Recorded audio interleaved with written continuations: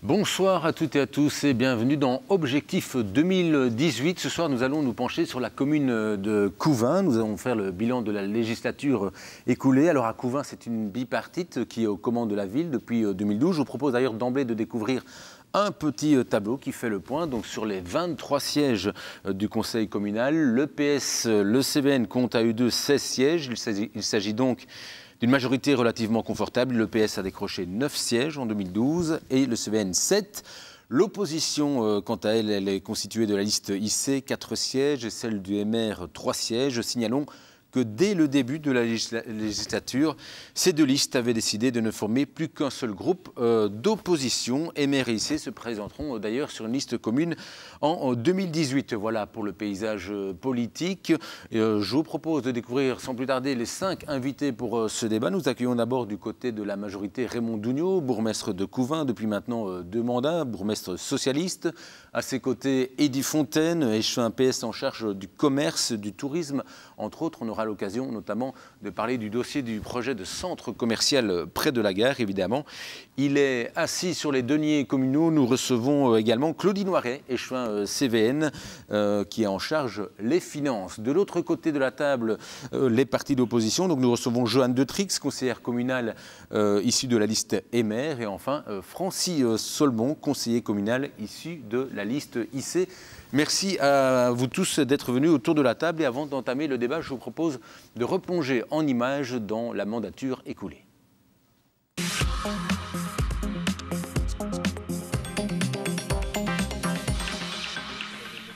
Fin 2012, une nouvelle majorité s'installe à Couvin. Le socialiste Raymond Dougnaud reste bourgmestre, mais dans une bipartite avec le CVN. C'est la fin d'une tripartite PS-MR-IC qui a martyrisé le premier Couvinois. Dans la majorité existait, mais bon, vous savez que lorsqu'on fait une réunion de majorité et que les partenaires ne viennent pas à cette réunion de majorité et puis que chacun prend la parole et donne ses opinions, ce n'est pas vivant non plus, donc j'ai été un petit peu martyrisé dans cette majorité-là. Sous cette législature, la situation budgétaire s'est améliorée, le spectre de la mise sous tutelle n'est plus, au point que la commune affiche dès 2016 plus d'1,5 million d'euros au boni général. En 2014, la majorité a augmenté l'impôt sur les personnes physiques. Il passe de 8 à 8,5 %. Vu l'amélioration de la santé financière, l'opposition demande de rediminuer l'IPP. Quoique je pense que stratégiquement, c'est ce que la majorité fera avant les élections. L'opposition dit, vous verrez, la majorité va diminuer l'IPP juste avant les élections. Je pense que de toute façon, on n'est pas encore dans 3 ans. Il faut d'abord voir ce qui va se passer dans les 3 ans qui viennent. On doit rester prudent. Je pense qu'aujourd'hui, il n'est pas question de diminuer l'IPP, même dans 3 ans, au niveau des élections. On parle de l'IPP, c'est un demi-point, mais il faut savoir que le citoyen, on doit apporter aussi un service au niveau du citoyen. Donc on doit être à même de pouvoir, dans une commune, apporter un service. Et le service, ça a un prix.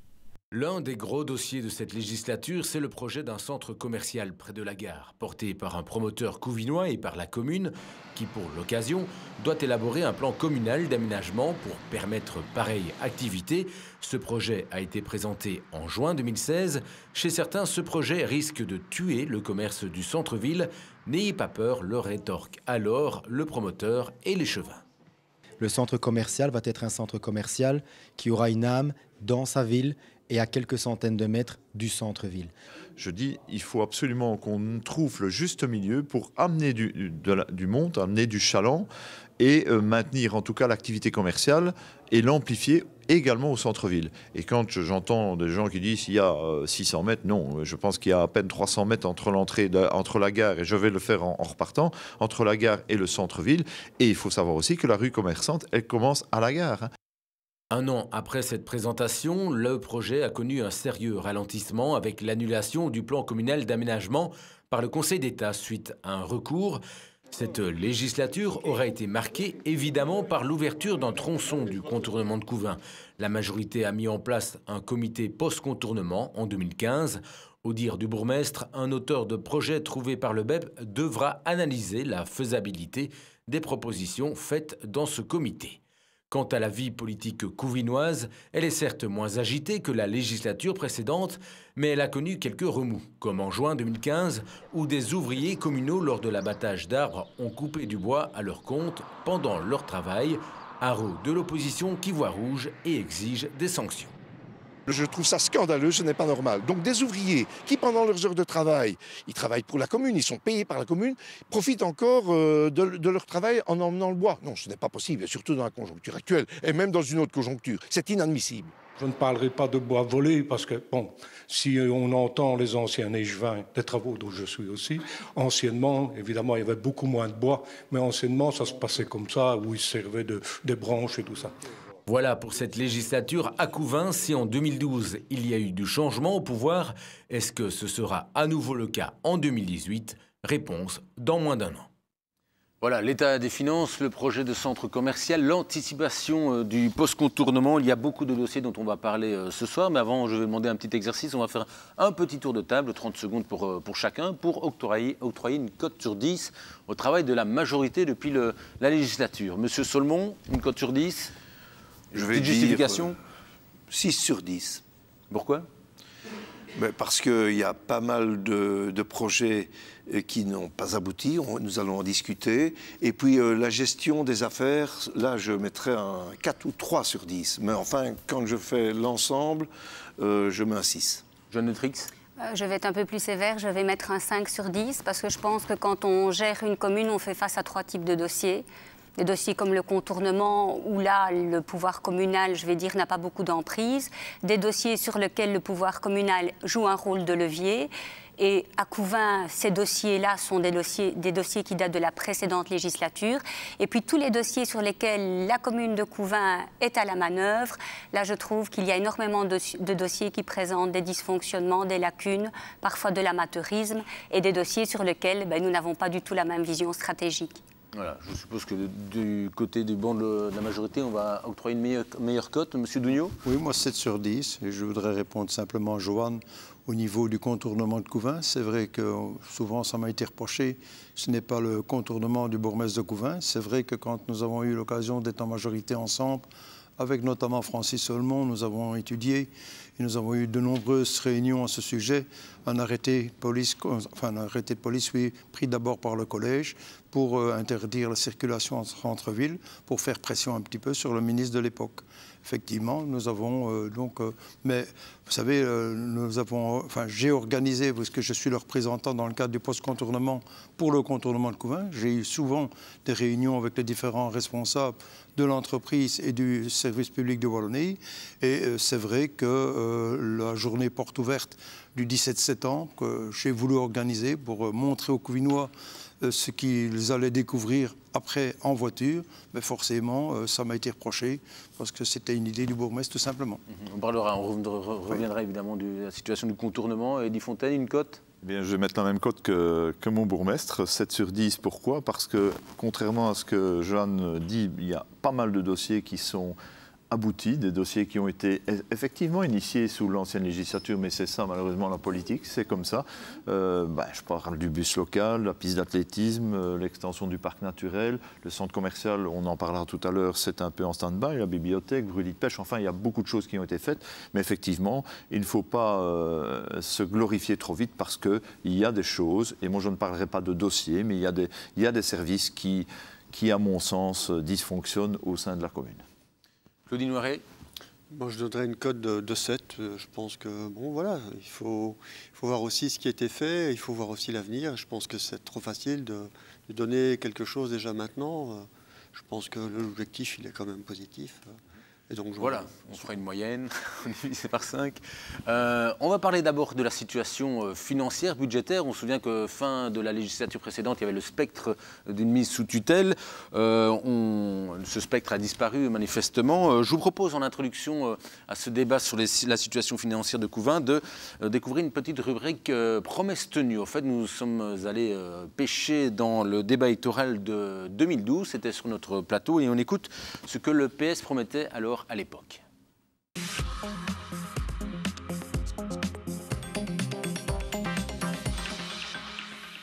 Nous nous engageons à ne pas augmenter les taxes et redevances au niveau de nos concitoyens en tenant compte que nous avons sur notre population plus de 27% de chômeurs. Donc ça, c'était certain.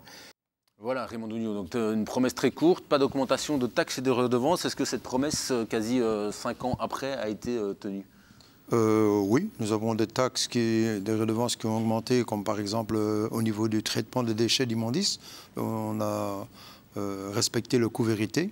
Bien entendu, c'est vrai qu'au niveau de l'IPP, ça a augmenté... L'impôt sur les personnes physiques ? Oui, l'impôt sur les personnes physiques, ça a augmenté de 8 à 8,5%. C'est spécifié parce que c'est souvent abstrait pour les personnes, donc, puisque l'impôt communal est calculé sur l'impôt net, oui. Ça représente plus ou moins, me dit le directeur financier de Couvain, plus ou moins 100 € pour un ménage à revenu moyen. Oui. Et donc, au niveau cadastral, ben, forcément, tout ça, il n'y a pas eu seulement que les redevances et les taxes communales. Nous sommes contraints et forcés de répercuter ce que l'on nous impose aussi. Donc, à ce niveau-là, c'est vrai. Et quand on entend les promesses de 2012, c'est vrai que nous avons été obligés pour ne pas avoir des difficultés financières, c'est vrai que nous avons dû faire les différents aménagements. Oui. Je voudrais réagir parce que, donc, par rapport aux finances, il y a eu cette augmentation donc, des centimes additionnels à l'IPP. Vous le faisiez remarquer, ça représente quand même 100 € pour un ménage, un contribuable. De revenus. Pour de revenus, oui. Attendez, c'est quand même pour de revenus. De revenus, d'accord. Mais la réponse, quand on en avait discuté en vous demandant de ne pas augmenter l'IPP, la réponse a été de dire Couvain est une commune relativement pauvre, donc ça n'aura pas énormément d'impact sur les contribuables. Ça a quand même un impact sur les contribuables qui travaillent. Deuxième élément, la taxe sur la force motrice est quand même passée de 6,20 € à 10 €, alors que c'est peut-être... C'est une taxe qui impacte les entrepreneurs. À l'époque, vous avez fait une sortie pour dénoncer cette augmentation de taxe. Dans le sens où c'est peut-être le seul outil très concret que la commune peut utiliser pour faire passer un message vis-à-vis des entreprises qu'elle a sur son territoire, en disant c'est peut-être pas grand-chose, mais au moins nous faisons un effort aussi, nous pensons à vous. Ça rapporte 30 à 40 000 €. Je ne parle pas évidemment de tout ce qu'on a récupéré via le contournement, mais ça rapporte environ 30 à 40 000 €. Je pense qu'on si tu permets, on parlait d'IPP. On a montré à un moment donné un engagement du PS. Il faut être clair, effectivement, au niveau des taxes. On n'avait pas parlé dans notre programme, on n'a absolument pas abordé la taxe sur la force motrice, où là je peux te rejoindre. Par contre, au niveau de l'IPP, effectivement, on s'était engagé à ne pas l'augmenter. Vous savez qu'on fait partie d'une majorité, mais c'est comme ça, il n'y a pas de majorité absolue à Couvain, donc on doit de temps en temps faire des concessions. Donc là, vous voulez dire que c'était une volonté de votre partenaire, CVN, d'augmenter l'impôt ? Nous n'avons pas les finances, je ne jette pas le propre sur notre partenaire, mais il faut savoir... Quand même, c'est le CVN qui voulait augmenter l'impôt. Je dis simplement que nous faisons partie d'une majorité, nous nous étions engagés, nous n'avons pas pu tenir cet engagement-là, on l'assume complètement. Je dis simplement que quand on fait partie d'une majorité, on doit pouvoir faire des concessions. Donc moi je me tourne vers Claudie, parce que là c'est très clair. Claudie Noiret, échevin des finances. Échevin des finances. Vous aviez dans votre campagne bien précisé ce que tu viens de dire, pas d'augmentation des taxes, elle est passée de 8 à 8,5%, et donc ici tu as vraiment mis en cause... c'est le CDH, alors CVN, pardon, le Couvain, vous et nous, qui est à la manœuvre pour cette augmentation de taxes. Je pense, Francis, il faut quand même savoir d'abord une chose. C'est que nous, on a augmenté que la taxe sur l'IPP, donc personne physique, 1,5 point. Je dirais que certaines taxes ont été votées avant, notamment au niveau des panneaux publicitaires, ça c'est pas nous. Et de l'autre côté, au niveau de la force motrice, il faut savoir une chose, que de toute façon, l'impact... que les moteurs qui datent de plus de 2006 ne sont pas impactés automatiquement. Il y a bien sûr un recensement qui est effectué et c'est en fait dans le plan Marshall que l'impact vient justement dans les recettes communales, je pense. Maintenant, les engins de chantier peut-être spécifiés. Je reviens sur la question si vous assumez le fait quand le partenaire socialiste dit c'est le CVN qui voulait augmenter l'impôt, nous ne voulez pas le faire. Je veux dire quand même, c'est quand même un peu facile. Il faut savoir que quand j'ai repris la situation de Couvin. Vous l'avez dit tout à l'heure, que la commune était quand même presque sous tutelle. À un moment ou l'autre, on a regardé le budget, on a regardé quand même le fonctionnement de l'administration et de voir un peu au niveau des recettes et des dépenses. On était parti dans l'inconnu. Et donc, quelque part, à un moment, on s'est dit, si on veut garder le cap, il fallait absolument anticiper les choses, et on l'a fait. Je voudrais réagir. En fait, il faut qu'on fasse une remarque qui est claire. C'est vrai que la stratégie personnelle de l'ancien échevin des Finances, qui faisait partie de notre majorité, de menacer constamment l'épée de Damoclès en parlant de mise sous tutelle, a été et est toujours du pain béni pour la majorité actuelle. En ce sens qu'à chaque sortie, c'est très facile pour vous de dire « mais souvenez-vous, en 2012, on parlait encore d'être mis sous tutelle. » Or, quand on reprend l'ensemble des comptes depuis des années, il n'y avait jamais de raison de menacer d'être mis sous tutelle quand tu reprends les comptes. Et je voudrais simplement dire que ce qu'on vous reproche, majorité en termes de finances, c'est que pour parler finances, il faut être clair, il faut être précis et il faut avoir une certaine honnêteté intellectuelle. Et de dire que la situation actuelle financière de Couvin, elle n'est pas due à un travail de fond. Elle n'est pas due à un travail d'arrache-pied, à un comportement spécifique d'un collège. Elle est essentiellement due, et tant mieux, à des éléments extérieurs que sont le contournement, qui est une manne céleste, et tant mieux, que sont l'augmentation du fonds des communes, le passage de la zone des pompiers en zone d'INAFI. Vous êtes en train de dire au fait que l'échelon des finances n'a pas travaillé pour... Je ne dis pas qu'il... Non, je n'ai pas dit qu'il n'avait pas travaillé. Par le passé, on a bénéficié également de manne céleste par la vente de bois, par toutes ces choses-là. Non, quand tu fais la différence... Enfin, les gens des finances précédents, sans vouloir jeter non plus le propre sur lui, c'est simplement, à un moment donné, on a connu des moments plus difficiles, effectivement, mais on a bénéficié également de mannes célestes qui sont arrivées, pas au même stade mais qu'actuellement. pas au même niveau, effectivement. Pas au même niveau, mais on en a bénéficié également. Moi, je voudrais intervenir parce qu'au niveau du collège, le PS représente quand même 4 voix et le CVN 3 voix. Et lorsque vous dites que le CVN vous aurait, entre guillemets, imposer cette augmentation de 0,5% sur l'impôt des personnes physiques, je vous connais suffisamment que vous n'avez pas, vous n'êtes pas des bénis oui-oui. Donc, très honnêtement, là, je pense que vous étiez tous d'accord. Je ne pense pas, attends, Claudie, je ne pense pas avoir dit que le partenaire nous avait imposé les choses. Je pense avoir dit que quand nous sommes dans une majorité, nous n'avons pas nécessairement toujours la même vue des choses et on doit faire des consensus, on doit faire des compromis. Je voudrais quand même reprendre un petit peu ce qui était dit. Lorsque j'ai présenté le premier budget, on avait encore cette chance d'avoir le tiers boni. Vous imaginez une commune qui présente un budget, une prévision... Vous expliquez la règle du tiers boni pour je vais expliquer. Donc, on vous explique une prévision de budget, donc on ouvre des crédits. Et puis tout compte fait, même si vous avez une prévision de budget qui est négative, on peut dire, tiens, la commune va remettre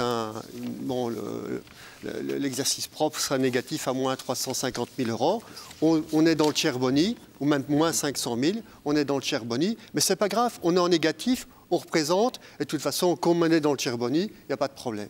Alors, je voudrais quand même vous dire que lorsqu'on a présenté plus ou moins le premier budget, on s'est retrouvé, on pouvait encore le faire, parce que la nouvelle circulaire n'était pas encore sortie, et donc on pouvait encore travailler sur le tiers boni.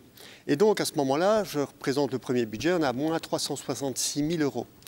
Et puis, ce qu'il fallait faire, c'est de savoir exactement, et en sachant très bien que la prochaine fois, on devait être en équilibre. Donc on s'est dit, c'est pas possible de pouvoir gérer la commune demain, et c'est pour cette raison lorsqu'on a réfléchi en réunion de majorité en collège, on a fait une proposition justement de pouvoir augmenter les recettes et de dire, voilà, on va remonter le demi-point par rapport à l'IPP à 8,5, qui a un impact financier de 160 000 €. C'est quand même pas, on n'est pas dans une commune comme Alan, mais après, il faut quand même, le budget a complètement changé. Et quand vous parlez d'un tiers boni, quand on disait le boni général de la commune de Couvin est d'1 600 000 €, ça, c'est ce qu'on doit percevoir. Il y a des recettes qu'on doit percevoir. Et certaines recettes n'ont jamais été aperçues. Et donc, à un moment, il a fallu épurer cette recette. Donc ça veut dire qu'à un moment, la commune de Couvin, dans le 1 600 000 € qui était dans le boni général, il y avait des recettes qu'on n'allait pas percevoir, mais on les mettait pour pouvoir respecter le tiers-boni. On va pas aller trop dans le détail technique, mais maintenant un constat, au fait, par rapport à 2012, il y a un boni, vous m'avez dit, je crois, de 3 millions pour l'instant, 3 millions d'euros. Nous sommes dans un boni général de 2 millions. Jean Detrix parlait du spectre de la tutelle, chaque fois agité par la majorité. Vous dites, on est sorti de là, maintenant, on est sécure. Mais comme j'ai toujours dit, j'étais quelqu'un de très prudent, je serai encore très prudent au niveau de la ville.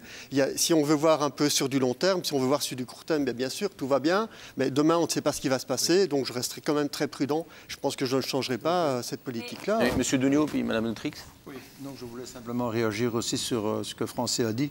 Effectivement, nous étions 4 socialistes au niveau du collège, mais Francis a été donc mon premier juin pendant 6 ans aussi. Et ce n'est pas une histoire de majorité dans la majorité, c'est une histoire de compréhension. On a des difficultés financières dans toutes les communes, effectivement. Je ne dis pas qu'on doit absolument trouver de l'argent à tout prix, mais on doit trouver des ressources. Prenons un bel exemple. Dans le temps, jusqu'au 1er janvier 2015, la commune gérait le service d'incendie. À cette époque-là, c'était des sommes très importantes. Il suffisait d'une boîte de vitesse où on faisait un bon de commande et puis tout était réglé. Si on n'avait pas assez d'argent au budget, on faisait une modification budgétaire. Depuis le 1er janvier 2015, c'est la zone d'INAFI qui gère. De nos 54 € que représentait la dotation communale au niveau de la commune, ça a descendu. Nous avons eu la chance, ça a descendu à 48 €. Mais prenons l'exemple de cette année-ci, enfin pour l'année 2017, 780 000 € budget. On a une prévision pour l'année prochaine de plus de 18%. Donc, je vais revenir sur le boni, si vous voulez bien, donc plus ou moins 3 millions d'euros, je pense, actuellement, c'est ça. Vous, du côté de l'opposition, est-ce que vous aurez géré différemment ce boni? Est-ce que vous aurez été puisé dedans pour mener des projets? Avant que Johan ne précise les choses, quelques chiffres, mais... Quelques. Pour la vente de bois, j'ai pris sur 4 années, 2007 à 2011, je n'ai pas tenu compte de 2012, sous l'ancienne majorité, et chez vous, j'ai pris 2013 à 2017. Je n'ai pas tenu compte de 2018, puisque la vente de bois n'est pas faite. Eh bien, la différence, mais tant mieux pour la commune, ce n'est pas un reproche que je fais à l'échevin des finances, mais la différence en boni est de 343 778 € rien que pour la vente de bois sur ces années. Deuxième chose, le coût du service d'incendie, Raymond en parlait, eh bien, depuis que nous sommes passés en zone d'INAFI, donc 2013-2014, c'est avant la zone d'INAFI, 1 840 000, ça coûtait à la commune. En 2015-2016, zone d'INAFI, 1 305 633. Gain depuis la zone d'INAFI, 534 671 €. C'est quand même pas mal. Et ça vient des services du directeur financier. C'est pas moi qui les invente. Je reviens sur ma question. On va pas aller trop dans les détails budgétaires. C'est pas un débat budgétaire. Le contournement, puis j'en termine. Le contournement, voilà, a rapporté à la commune 1 264 000 €. J'entends bien au niveau de la vente de bois, mais il faut savoir que la vente de bois aujourd'hui, cette année-ci, on a vendu pour 700 000 €. C'est quand même une belle recette. Vous imaginez que cette recette-là, elle vient dans la dotation du CPS. Il y a une augmentation de plus de 750 000 € depuis 2014. Donc vous dites ce qui est pris d'un côté, enfin, et voilà, et cet argent, moi je ferais bien terminer notamment sur la vente de bois et sur la zone d'INAFI. Lorsque M. Solomon parle justement de la différence entre, au départ, au niveau communal et au niveau de notamment la zone d'INAFI, il faut savoir aussi une chose, c'est qu'à un moment ou l'autre, si on a généré une dépense, on a eu les litiges des pompiers. Et le litige des pompiers a coûté 1 800 000 € à la ville de Couvin. Donc voilà, vous justifiez les dépenses. À un moment, il y a un balancement. Parce qu'on va passer le débat là-dessus, j'entends bien vos positions. Peut-être donc 3 millions de boni. Est-ce que vous, ma question initiale, c'était de la part de l'opposition, est-ce que, sachant que vous avez ce boni-là, est-ce que vous aurez été puisé dedans pour soutenir des projets? Est-ce que pour vous, la commune est trop... agit un peu trop comme un écureuil? Non, pas du tout. Franchement, ici, le reproche, je crois, majeur, c'est un manque d'honnêteté intellectuelle vis-à-vis des citoyens, parce que ce n'est pas, on le répète, un travail de fond fait par un collège. Ce sont des éléments extérieurs. Et effectivement qu'il faut être prudent, puisque ce sont des éléments extérieurs sur lesquels on n'a pas énormément d'emprise. 2 petits chiffres, parce que quand vous avez un tableau récapitulatif des recettes d'une commune, vous voyez qu'en 2016, les droits constatés, donc c'est ce que la commune a reçu dans sa poche en matière de transfert, tout ce qui vient donc de l'extérieur.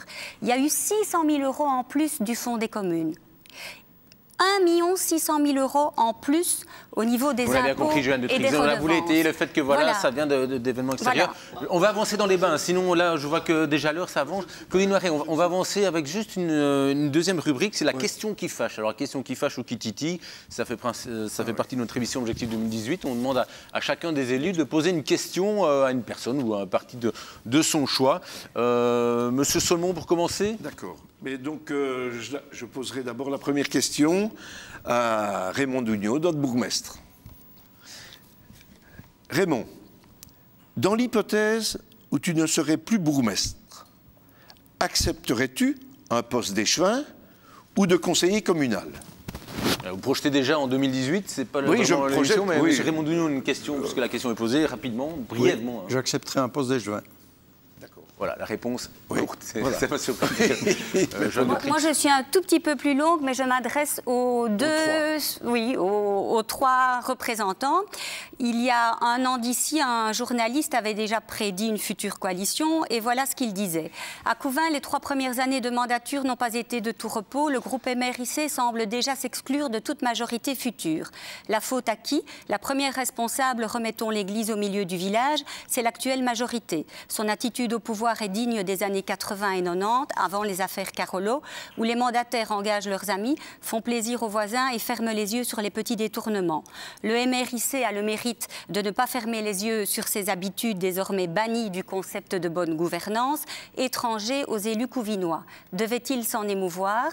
Démocratiquement, c'est son rôle, comme c'est le rôle de tout conseiller, y compris de la majorité. Mais politiquement, il est sûr que le calcul n'en est pas un. On le sait, dans 3 ans, l'électeur ne tiendra pas compte de la droiture des candidats. C'est cela la réalité de la politique communale. Et le MRIC en fait fi, dénonçant à tout va les écarts de conduite de la majorité. Alors, ma première question, en fait, estimez-vous que nous avons assumé notre rôle de mandataire correctement? Moi, je le confirme. Moi aussi. Oui. Je pense que vous avez joué un rôle d'opposition constructif, mais également, à un moment donné, vous avez mis le doigt sur les choses qui ne fonctionnaient pas. Et effectivement, je pense qu'on a entendu les choses et je pense que c'était correctement fait. Et la deuxième petite question, est-ce que ces petits arrangements pourraient être le pilier d'un futur accord de majorité entre vous? Une négociation en direct sur le plateau, c'est magnifique. Monsieur Noiret, vous allez sortir. C'est une petite... Ok, mais voilà. Allez-y. Mais de toute façon... Il n'y a pas du tout un rapport à quelque chose. Il faut savoir que on fait passer... Là, il y a quand même un lancement du pied de l'opposition vers le PS. Là. On fait quand même, je veux dire, chaque fois qu'il y a on fait passer des examens et chaque fois la personne qui est choisie, c'est en fonction du résultat. Et donc, oui, mais écoute, là les examens, écoute, franchement, franchement, c'est à pleurer. C'est à pleurer. Quand il y a eu les examens de recrutement pour le personnel de voirie, vous m'avez invité en collège où je vous ai expliqué en principe comment moi je voyais les choses. Le bourgmestre a demandé à chacun de prendre position. Vous avez tous été d'accord avec ma position. Tous. Le lendemain, il y a les épreuves qui se passent, on ne tient nullement compte des décisions qui ont été prises par le collège communal. Pour les téléspectateurs, donc ça, c'est pas grave. C'est un examen, on n'a pas tenu compte de la première personne, c'est ça la première place? Non, c'était pas une question de place, c'est une question de méthodologie pour la correction des copies, pour le questionnement.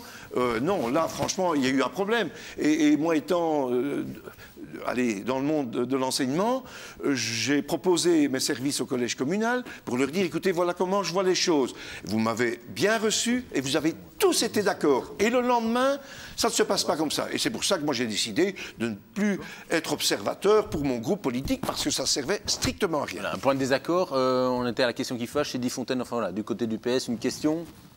Moi, je vais en poser une simple et claire. à notre partenaire actuel. C'est un peu bizarre, mais c'est comme ça. Je pense que tout le monde me connaît pour mon franc-parler. Monsieur Noiret est fort visé ce soir. Pas visé, non, je vais poser la question. Je dis maintenant, Claudie, imagine-toi que vous êtes de nouveau dans une majorité, alors avec nous ou avec d'autres, peu importe. Comment allez-vous faire pour faire en sorte que le service travaux dysfonctionne moins? Alors je précise le fond de ma pensée. Il n'est nullement question de viser les ouvriers. Nous avons des ouvriers de qualité, de grande qualité, dans tous les services, mais nous avons un problème de management. Je ne vise pas une personne, je vise un fonctionnement général. Donc je ne vise pas les joints, je ne vise pas le chef des travaux, fonctionnement général. Et effectivement, quand on écoute nos citoyens, il est clair qu'au niveau du service travaux, ça dysfonctionne. Quand on écoute nos collègues, effectivement, il y a des choses qui se font, mais qui prennent une plombe pour le faire. C'est quoi un exemple de dysfonctionnement à vos yeux? Des travaux dans les écoles, par exemple. Je vais prendre celui qui me vient à l'esprit, mais il y a plein d'autres choses.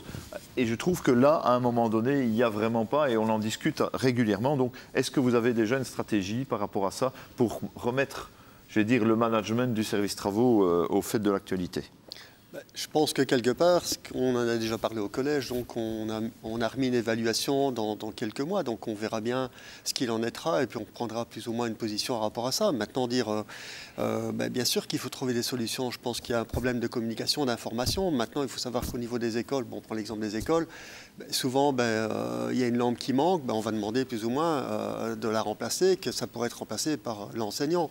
Bon, maintenant, il y a peut-être autre chose qui doit être gérée ou améliorée. C'est vrai qu'il y a une liste d'attente qui est réalisée et d'autres qui ne le sont pas. Et je pense que quelque part, il y a une évaluation, on en a discuté. Et on verra dans les mois qui suivent. Voilà. On va avancer dans les bas si vous voulez bien. On a fait le tour, je suis désolé, mais au niveau du timing, il faut vraiment avancer, sinon on n'aura même pas le temps de parler du contournement, ce qui serait un comble, à Couvain quand même. Alors on va maintenant aborder une thématique importante sous cette législature, c'est le développement économique et commercial. Lors de cette législature, il y a un projet qui tient à cœur à la majorité, c'est l'emplacement d'un centre commercial près de la gare. On va en parler, mais d'abord, je vous propose de replonger en 2012 lors du débat électoral. Place à nouveau à notre rubrique Promesses tenues.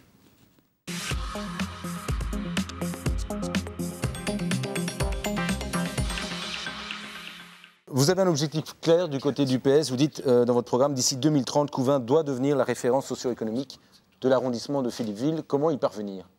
Comment y parvenir? C'est très simple. L'objectif, il est double. L'augmentation du nombre d'emplois à Couvain et préparer notre entité au contournement. Un contournement qu'on attend depuis 30 ans. Et je me souviens que je le disais à mon ami, l'ancien bourgmestre Robert Dubuc, disait « On ne faut pas attendre le contournement pour parler de Couvain, pour faire parler de Couvain, en termes d'économie et en termes de tourisme. » Voilà, il ne faut pas attendre le contournement pour... J'ai perdu le film, même pas pensé, voilà. Pour parler de Couvain. Donc ce sera une amorce pour le débat sur le contournement après. Je vais revenir sur votre promesse de 2012 en disant, voilà, d'ici 2030, Couvain devrait être la référence socio-économique. Alors évidemment, il est un peu tôt, mais est-ce qu'on est en bonne voie? Est-ce qu'il y a des facteurs d'évolution qui montrent que cet objectif pourrait être atteint? Alors moi personnellement, évidemment, je ne vais pas aller contre ce que j'ai dit voilà quelques années. On est en bonne voie, c'est certain. Les choses sont compliquées. En Wallonie, tout est un peu plus compliqué qu'ailleurs. Quand on voit le temps qu'il faut pour changer un PCA et quand on voit plan communal d'aménagement, un plan communal d'aménagement, on est dessus depuis l'ancienne législature. On a travaillé ensemble dessus. Depuis plus de 10 ans. Depuis plus de 10 ans, on essaye de faire changer ce plan communal d'aménagement. On y était enfin arrivé et un recours et patatras, tout est arrêté, tout est à l'arrêt. C'est quand même incroyable des choses pareilles, incroyable. Un recours sur des dizaines, voire une centaine d'hectares, un recours qui concerne quelques dizaines d'arts. Voilà. Donc on est en bonne voie, en tout cas pour le centre commercial. On est en bonne voie également pour l'extension du zoning commercial de Mariembourg. Je pense qu'on doit continuer dans cette voie-là, on doit persévérer, ne rien lâcher. Et je pense qu'on a trouvé une parade justement à ce recours au Conseil d'État, parce que c'est monté jusqu'au Conseil d'État pour bloquer l'ensemble de l'aménagement de l'entrée de Couvain. Parce que pour les citoyens couvinois, quand vous arrivez de Mariembourg, l'entrée de Couvain, il y a mieux comme paysage. Voilà. Mais je pense que l'attractivité socio-économique de Couvain, elle va passer par plusieurs axes. Il y a l'axe évidemment de l'entrée de Couvain avec le plan communal d'aménagement, mais il y a aussi toute la réflexion par rapport à l'accueil des PME et des entreprises. Et c'est vrai qu'avec le parc d'extension du parc de Mariembourg, maintenant il faut savoir qu'on ne vendra les parcelles qu'à partir de 2021. Et alors, il y a toute la réflexion par rapport au centre même de Couvain. Que va devenir le centre de Couvain? Un dossier qui était déjà dans l'ancienne législature, la fameuse place de Couvain. Bon, ça fait des années qu'on traîne ce dossier. C'est un emplacement maintenant qui est vide, qui est détérioré, qui n'est pas du tout accueillant. Donc il y a une réflexion à avoir par rapport à la place. Est-ce qu'on met quelque chose au centre de la place de Couvain pour animer? Une réflexion par rapport aussi à tout l'ORECA. Pour vous, cette réflexion aurait déjà, elle aurait dû être effective oui, il faut qu'elle soit effective. Voilà, j'attends de voir. Non. Ici, donc, c'était au niveau de la zone commerciale, mais je vais rebondir simplement sur Joanne. C'est vrai que la place de Couvain, c'est une catastrophe. Nous l'avons commencé quand nous étions en majorité ensemble, on l'a subi avec une autre majorité actuellement. C'est vrai que c'est une catastrophe, mais toujours dans le cadre du post-contournement, c'est quelque chose qui va être étudié, puisque si nous avons l'occasion d'en parler du post-contournement, la place va être intégrée dans ce... Mais si l'interpellation de l'opposition, c'est de dire, tiens, pourquoi on n'a pas déjà réfléchi à ça? Tout simplement parce que l'auteur de projet actuellement ne donne plus de signe de vie, mais ce n'est pas d'hier, c'est depuis déjà 2 ans. Et l'entreprise s'est basée sur l'auteur de projet pour réaliser le travail. Et donc pour lui, il n'a rien à se reprocher. D'ailleurs, il a fait un geste commercial il y a 2 ou 3 ans ici pour essayer de trouver une solution qui n'a pas abouti, malheureusement. Mais voilà, c'est vrai qu'on doit l'avouer, c'est une catastrophe. Pas de cette majorité ici, de l'ancienne comme de la nouvelle. L'ancienne... Raymond, je veux bien que tu mélanges, enfin pas que tu mélanges, mais que tu nous associes à la catastrophe, mais quand même, il faut replacer l'église au milieu du village. Rappelons-nous, c'était Sorvet Aménagement. Je pense que malheureusement, pour la commune de Couvain, cette société est en faillite. Mais rappelez-vous aussi, lorsqu'il est venu, et là aussi, je vous remercie de m'avoir invité un jour en collège communal. La majorité vous invite souvent. Oui, mais elle m'a invité. Et le jour où ce monsieur était présent, et où je vous ai dit, mais bon sang de bonsoir, l'erreur est humaine. Il a commis une erreur de conception. C'est certain, dans cette place Piron. Et on lui a dit, mais monsieur, vous êtes couvert par une assurance, vous êtes un architecte, vous avez... Oui, il nous a même répondu, je paye très cher mes assurances. C'était quoi l'erreur de conception? Et on lui... Ben oui, erreur de conception. Oui, mais c'était quoi? Avec les canalisations qui s'obstruaient constamment, et puis rien n'a fonctionné au niveau des ordinateurs, des jets d'eau, etc. On a vu ça fonctionner 15 jours maximum. Et ce monsieur, je dois dire que honnêtement, il a dit, mais oui, je vais prévenir mon assurance. Ça peut arriver à tout le monde de commettre une erreur. Ce qui est dommage, c'est que bon, on a réceptionné les travaux et voilà. Enfin, c'est ça qui est un peu... Oui, mais là, tu veux dire... Là, je vois qui tu veux attaquer, entre guillemets. Non, c'est même pas l'ancien échevin des travaux. Non, je veux dire que souvent un échevin, il n'a pas les compétences. Mais voilà, c'est ce que j'allais dire. Je voulais terminer, Francis. Oui. Il n'a pas les compétences. Et je pense que quelque part, on peut commettre tous des bêtises dans un mandat, mais au moins avoir une personne technique qui soit là pour pouvoir, à un moment, apporter un conseil. Voilà. Et c'est ce qui manque peut-être aussi. On va revenir, si vous voulez bien, parce que le temps avance. Eddy Fontaine, juste, on va parler du centre commercial, si vous voulez bien. Le centre commercial, est-ce que tous autour de la table, vous dites il faut un centre commercial à proximité de la gare? Est-ce que là, il y a vraiment compromis sur... Moi, si vous voulez... Du côté de l'opposition, tel le point de vue. Oui. Maintenant, le seul petit bémol, et je me souviens c'était une réunion, je pense, avec le BEP, ou l'UCM, je ne saurais plus dire, mais où il disait qu'à partir du moment où dans le centre commercial, on allait avoir l'ORECA, ça risquait peut-être d'avoir une répercussion négative sur tout notre ORECA qui se trouve dans le centre-ville. Donc là, il faudra quand même être attentif à... Voilà, une interpellation très concrète. Je pense sincèrement qu'effectivement, tous les centres commerciaux disposent d'un certain nombre d'établissements ORECA. Je pense aussi que le centre commercial va créer de l'emploi. Et ça, je pense qu'on est tous d'accord. On est tous d'accord sur ce fait-là. Le fait que des enseignes, à l'heure actuelle, que le centre commercial n'est pas encore, on n'a pas encore posé la première pierre et que l'ensemble des cellules sont réservées, je pense que c'est qu'il y a vraiment un attrait pour Couvin. Alors, par rapport à l'ORECA du centre-ville, on peut faire un tout. Ça, c'est le bourgmestre en parlera tout à l'heure, le post-contournement, l'aménagement du centre-ville, les animations au centre-ville. Tout ça va faire un tout et va faire en sorte que l'ORECA du centre-ville travaillera plus avec les touristes, avec les gens qui ont envie d'aller manger un morceau, ont envie d'aller boire un verre en se baladant dans Couvin. À côté de ça, les gens qui iront manger au centre commercial, c'est ceux qui feront leurs courses. Et juste pour terminer, Francis, si tu permets, c'est de dire que l'avenir de Couvin, il ne passera pas uniquement par l'économique, il ne passera pas uniquement par le commercial, il passera également par le touristique. Et ça, je l'ai toujours dit et je le maintiens, c'est les 3 pôles d'attraction pour que Couvin remonte la pente. Avant de revenir sur le centre commercial, n'oubliez pas quand même, sur la place Piron, la plupart des commerçants demandent beaucoup plus de places de parking. Donc, dans le projet que vous pourriez proposer, essayez de le réduire au maximum pour augmenter le nombre de places de parking sur la place Piron. Tous, ils sont unanimes, ils parlent d'une même voix, ils veulent du parking supplémentaire. Et pour en revenir au zoning commercial, moi, Eddy, je voudrais te poser une question. Donc, au départ, c'était M. Debacker qui était le promoteur, et puis il y a eu Databolt, et puis il y a eu AKP. Non, et bien là, maintenant, où en sommes-nous? Avance-t-on ou pas? Alors, comme je l'ai précisé, donc, il y avait M. Debacker. Databolt, tu fais une petite erreur, Francis, si tu permets, mais c'est justement la société qui a fait un recours au Conseil d'État pour faire capoter le plan communal d'aménagement. Donc, ils n'ont jamais été dans... La ville n'a jamais envisagé de négocier avec Databolt, ça je sais.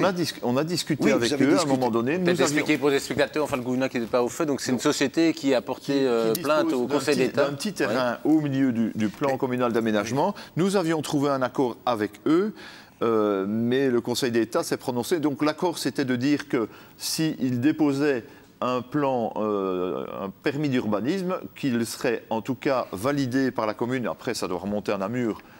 Ça, tout le monde sait ça. Et entre-temps, le Conseil d'État s'est prononcé. Donc, quelque part, le Conseil d'État a travaillé très vite pour une fois. Et, pour faire simple, voilà, ça bug pour l'instant. Voilà. Mais vous avez quand même des... Maintenant, le nouveau promoteur, mais vous le connaissez tous, c'est quelqu'un qui est du cru, pas vraiment Couvin, mais qui en tout cas est déjà installé à Couvin avec une enseigne et qui va faire tout ce qui est en son pouvoir pour pouvoir développer ce centre commercial. On verra parce que on verra. Oui. Là maintenant, on avance parce qu'on est en train de faire une zone d'activité économique ou commerciale d'une ZAC et c'est la solution qu'on a trouvée pour faire avancer le projet. Eddy, avec Databolt, je veux revenir sur un collège du 17/3/2014. Où vous remerciez feu M. Cuvelier de ne pas avoir introduit un recours au Conseil d'État, et vous dites, vous l'assurez, vous l'informez que contrairement aux écrits de la presse, la ville n'envisage absolument pas de négocier avec Databolt. Mais donc, à un certain moment, si la presse, les 2 journalistes sortent que vous avez essayé de négocier avec Databolt, c'est qu'il y a anguille sous roche quand même. Vous l'avez démenti. Oui, dans le temps, c'est pas comme ça. Oui, tout à fait. Voilà. On va revenir, pas trop rentrer dans les détails. Voilà, vous êtes passionné par vos dossiers. Par rapport aux téléspectateurs, il y a cette crainte, effectivement, que ce centre commercial tue le commerce du centre-ville. Quelle est votre position là-dessus? Peut-être que Pauline Noiron ne vous a pas entendu là-dessus, sur ce point-là. Je pense que l'objectif, c'est quand même de maintenir, le centre existant. Et alors pouvoir justement avoir un influx qui arrivera sur le centre commercial. Donc l'objectif, je crois que c'est notre inquiétude, et on en a souvent parlé au collège, c'est de se dire qu'il faut maintenir le centre comme il est existant pour l'instant. Quand tu dis ça, il faudra aussi penser à restructurer tout l'espace public en termes d'éclairage dans le centre de Couvin, en termes de trottoirs. Tout ça est prévu. On se posera aussi une question pour le centre de Couvin qui, à un moment donné, va nous interpeller. C'est le fameux bâtiment ancienne école normale qui est à vendre. C'est un bâtiment... Officiellement pas encore. Oui, mais il est à vendre. Pas encore. On est bien. Une avant-première. Oui, il est à vendre. C'est un bâtiment très important, en plein centre de Couvin. Donc je pense que c'est un dossier qui va mériter toute notre attention. Ça, c'est un dossier qu'on devra traiter avec la future Je majorité. rappelle, oui, ça fera sans doute l'objet du débat électoral. On n'est pas encore au débat électoral. On va revenir sur au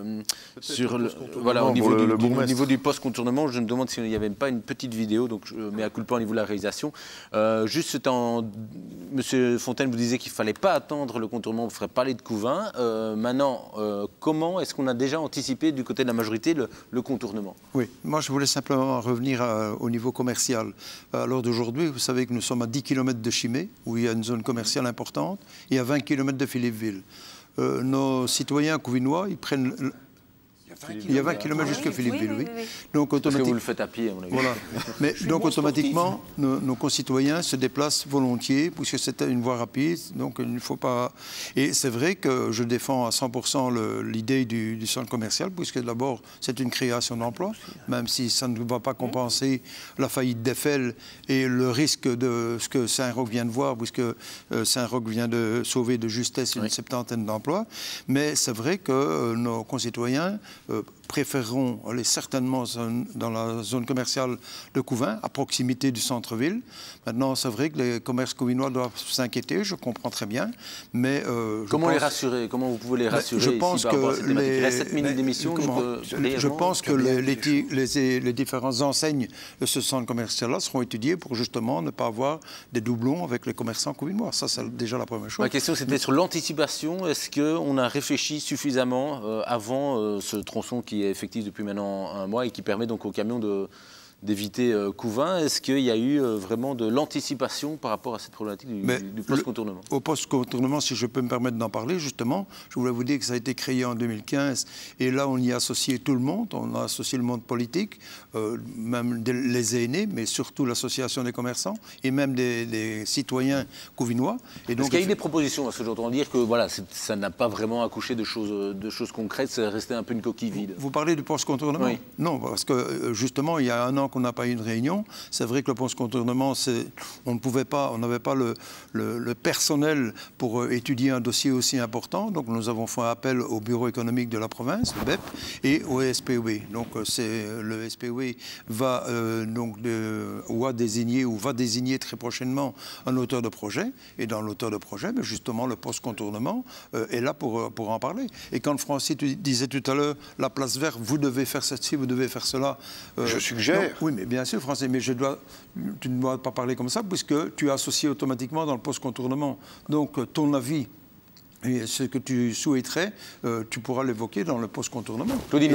Et l'auteur de projet tiendra aussi bien compte de ton avis que celui de la majorité. Je voudrais quand même dire que le post-contournement, on a déjà pensé, je pense qu'il faut savoir qu'on a à Couvin la chance d'avoir un cours d'eau qui passe et qui s'appelle l'eau Noire. Il y a quand même des investissements qui ont été faits. On n'attend pas le post-contournement, il y a des investissements. Il y a les garde-corps, il y a une passerelle. Il y aura l'ensemble des passerelles qui vont être complètement renouvelées. Donc on va investir plus ou moins 500 000 € par rapport à ce projet. Donc je dirais qu'on n'attend pas justement ce poste-là. On embellit déjà, je dirais, la ville de Couvin. Et c'est certain qu'il y a la place qu'il faut absolument, assez rapidement, voir ce qu'il y a moyen de faire. Mais du côté de l'opposition par rapport au contournement, je pense que vous faites partie de ces groupes-là, de réflexion. Oui. Il y a eu une réunion et il n'y en a plus depuis un an. Non, il n'y en a plus un an. Pourquoi il n'y a plus de réunion? Non, c'est staté. Justement parce que le bureau économique... auteur de projet. Voilà, l'auteur de projet. Je pense qu'au-delà de ça, par rapport au post-contournement, si je peux revenir un petit peu à ce qu'on discutait avant, centre commercial, post-contournement, il faut, pour le téléspectateur, pour le citoyen, il y a des choses qui avancent, il y a des choses qui sont faites.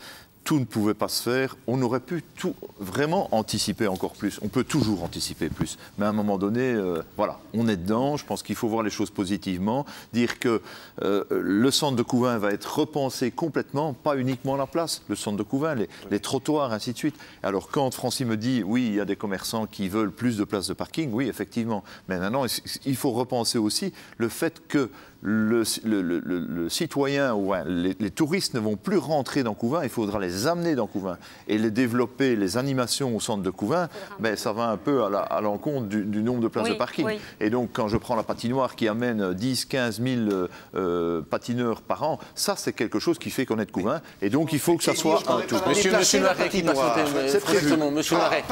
Je voudrais quand même, sur le post-contournement, il y a tout un travail qui est fait au niveau de l'éclairage public On en a débattu au collège. Il faut savoir aussi qu'on ne va pas commencer à faire des travaux, puis refaire une étude et de se dire quelque part, il faut être certain de son coût et de ne pas dépenser 2 fois la même somme. Oui, je pense que c'est un peu dans ce...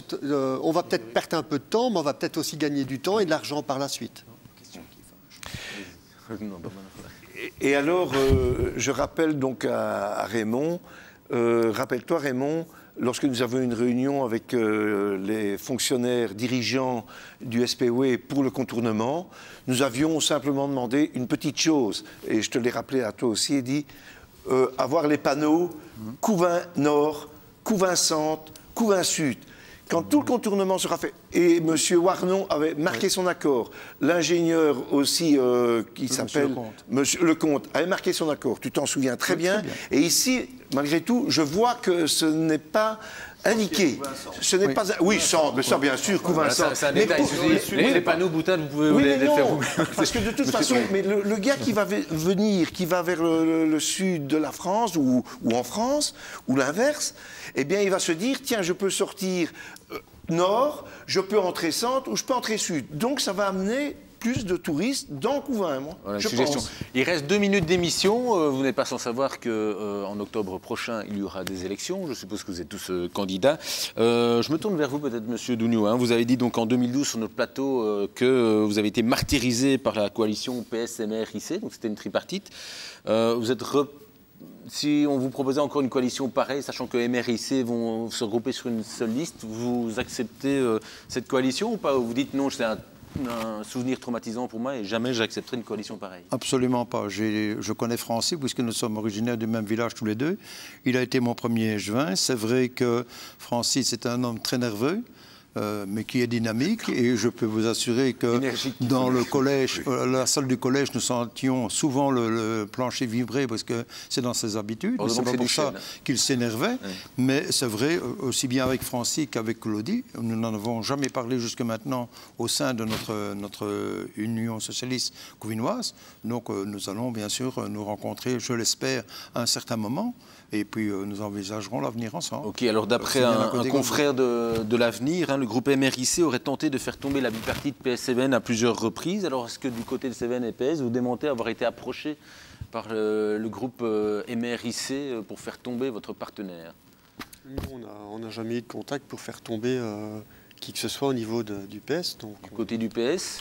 Des contacts, on a des contacts ensemble, mais avec le CVN, avec MRIC, on a des contacts régulièrement. De là à faire tomber la majorité, je ne pense pas que c'était... Peut-être vers l'opposition, parce que je me doute bien que vous n'allez pas dire oui, ils ont essayé. Non, je crois que j'aurai une réponse de leur mot en temps bien même. Nous, on ne fait que tomber amoureux. Voilà, mais vous avez lancé un appel ce soir. Ça la caractérise. Claudie Noiret, vous pensez que les dés sont faits pour 2018, que le CVN va être écarté ou pas? On a entendu par exemple Jeannette de Trix faire du pied ici en direct. Mais un long pied. Je pense qu'avant tout, il reste 10 mois. Il faut d'abord terminer notre travail. Puis je pense qu'après, il faut voir un peu chacun ses projets, ses objectifs, et de voir un petit peu dans quoi on veut s'orienter. Je pense que quelque part, c'est un peu la motivation de chaque élu ou chaque personne qui vont être candidat aux prochaines élections, c'est de savoir exactement, tiens, je suis, voilà, je vais me mettre là-dedans pour telle raison, donc parce que tel projet m'inspire, et donc voilà, je pense qu'il faut d'abord terminer. Je voudrais mettre les choses au clair, je n'ai absolument pas fait... Tout à l'heure, quand même, un peu. On peut repasser l'extrait si vous voulez demain.